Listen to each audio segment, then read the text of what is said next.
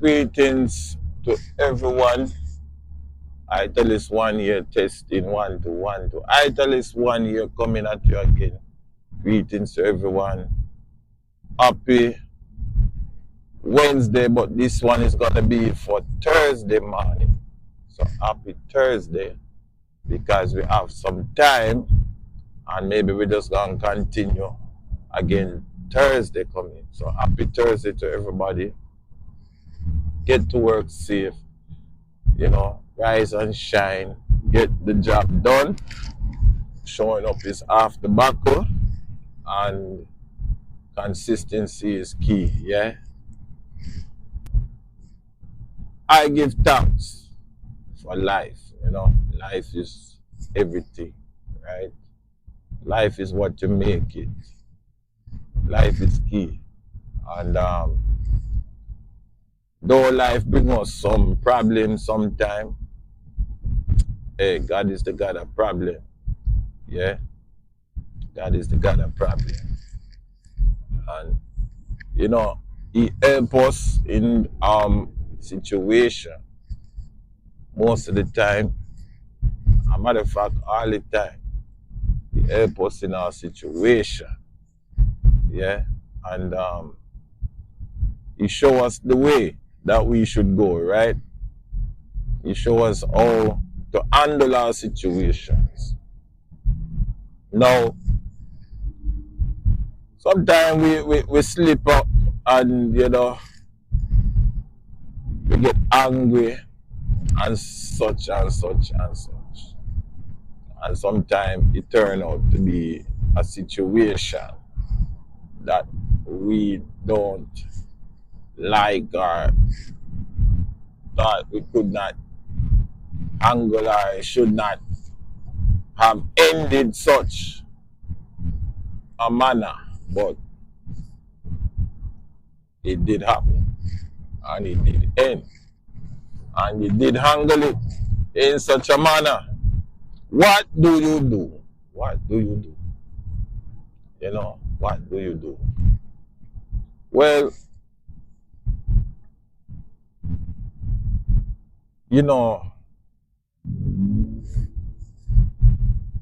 a lot of times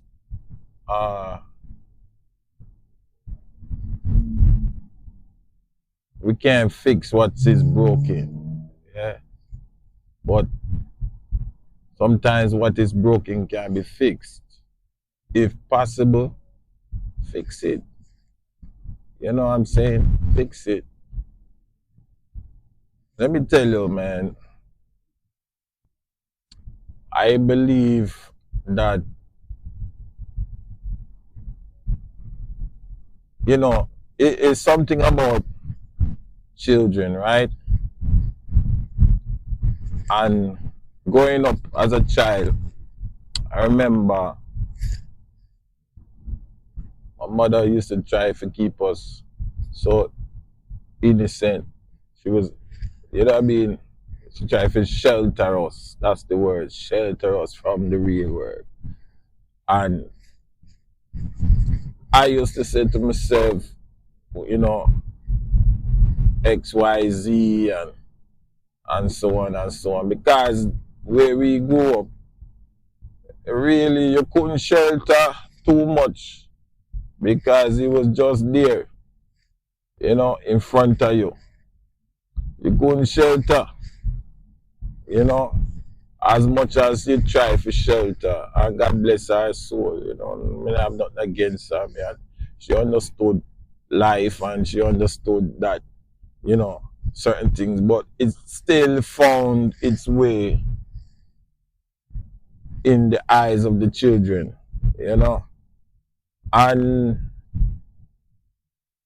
for a long time I used to say, man, it's just better start the truth. Because it's just there. It's there no matter what. You know what I'm saying? It's just there. Start the truth. You can't shelter them things. And then when my children come, you understand? What me do was just basically try to tell them the truth. And then me used to get screamed on by peers, say, oh, you tell them everything and rate it and blah blah blah.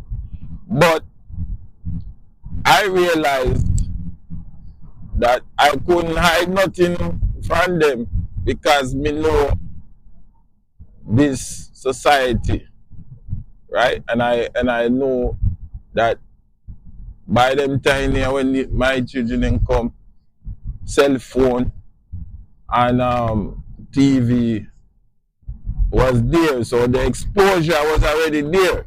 Whereas for me, it was more of a community thing, and for them, it was more of, okay, they have access to certain things where I didn't have access. So the exposure was already there, molding their minds into certain things. And me have to really pray with them sometime. And me have to talk to them hard, you know, till them can make up their own mind and them own choice. Thanks be to God, it was nothing serious where I had to deal with other than certain, you know, childhood tantrums and things like that. You know what I mean? Well, the foundation was laid, yeah. And there was a few scars, you know what I mean, but nothing broken. But I realized today that, you know, they used to say children grow up fast, but today children grow up even faster. You understand? And then grow up so fast is because of the exposure of the internet, the music, and the culture. You know? So with all of that transpiring, the youth them are a little more outspoken, whereas I've only become outspoken in my later years. You know, in my later years, when I was a youth man, I was a little more less outspoken. I only speak when I'm spoken to. Where the youth there, them not speak when they're spoken to, then speak anyhow. And be had to adjust because me I wonder what go on. Like, am I the parent or the child? You know? And a lot of time the conversations will keep us up all night. Am I the parent or am I the child? You understand? A lot of time you see some parents will encourage the children them. Well, like I said, it was good to a certain extent, but there was a limit, you know what I mean? Because there was a few scars, but no deep wounds, you know? And thanks be to God, my kids them knew when to speak, right? And when to be quiet, you know? And I was happy with that. Yeah? They never embarrassed me out the road in that regards, you know? They knew which lane they was in, and that was because of the family, yeah. But we see a lot of time the parent become the child and the child become the parent, you know, and it rapid in this country, you know, it rapid in this country because again, the whole discipline thing is a hard topic like now. You know, is a hard topic because what we used to do all 50 odd years ago, we not do that now. You know, you can't do that now. You know, you can't do that in this year time. And you have to be gentle with them to a respect. You know, you have to be very gentle with them You know, you have to do group therapy, all these things. When we were going, we didn't get no group therapy. You know, we get the whole time therapy where, you know, I don't want to say it, but what they would call today child abuse, that's what we got. You know, that was the way we discipline our children them. You understand? And they used to put the Bible verse behind it, spoil the child, spare the rod, spoil the child. You know? And there's some truth to it. You know, there's a lot of truth to it. And you see it even now with these big men getting in trouble and all these things. And the only reason them getting in trouble is because them parents never take nothing to them backside. You know?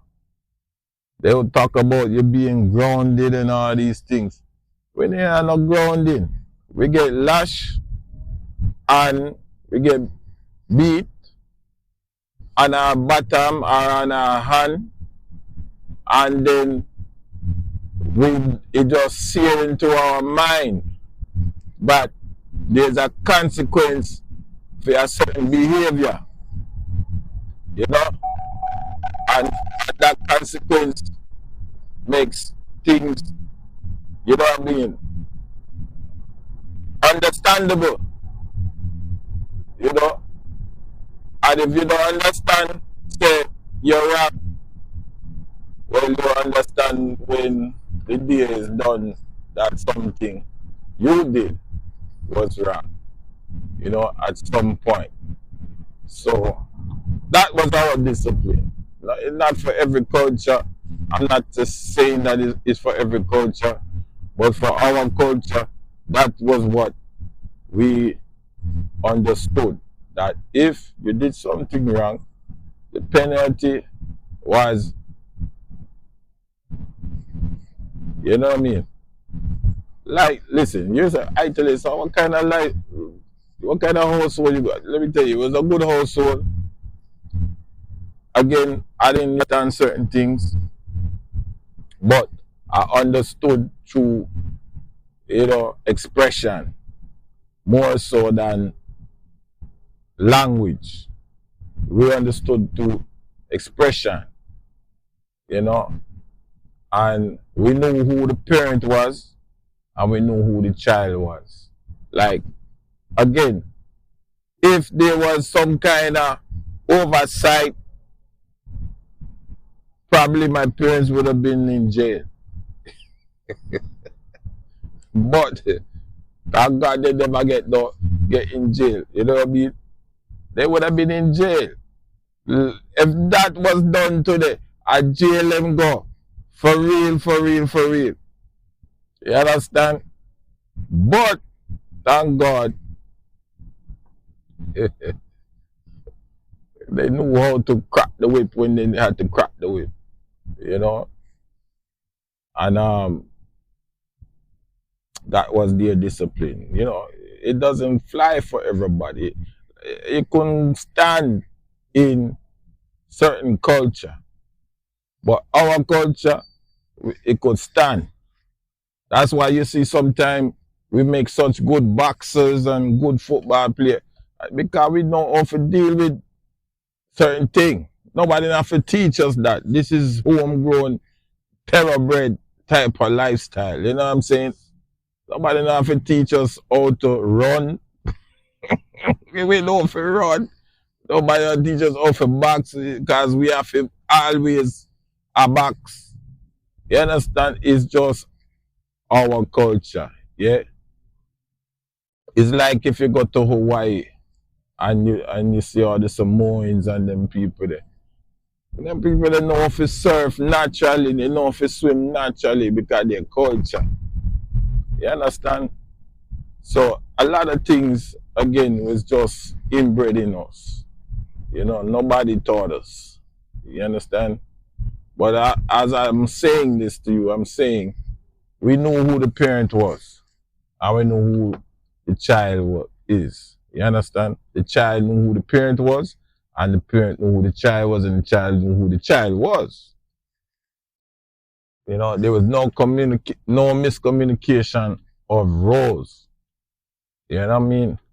And I think that's what's lacking today. Why a lot of big man in a so much problem and big woman in a so much problem because them don't know their role. And the parent them afraid of the child.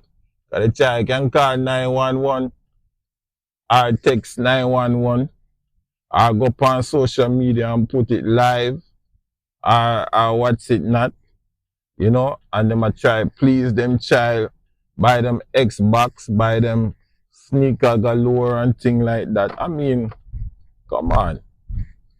I just real talk. You know what I'm saying? Real talk. So as we, you know, progress in these years to come, we have to be creative. You know what I'm saying? I remember the youth them that have a little stubbornness about them, yeah? And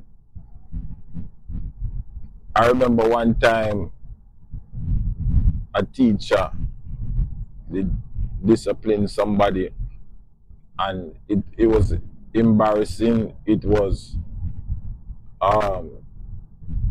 emotionally, you know, traumatizing. And the discipline was stick your nose up against the wall and hold up the wall. Right? And if you get real bad, him say, on one leg. And don't let the leg down, because if you let the leg down, or if you don't stick your nose up against the wall, it's going to be worse. And would you believe that discipline work? Yeah. If you ever see tears that come down, like say them really get licked or if they really get beaten. Because them embarrassed, they traumatized, that is like the hard, it's not the hardest discipline, trust me. Compared to what me used to get, it's not the hardest discipline. But because them get discipline, them just feel like it's the baddest thing to them on the face of the earth. And them trying them best not again to mess up.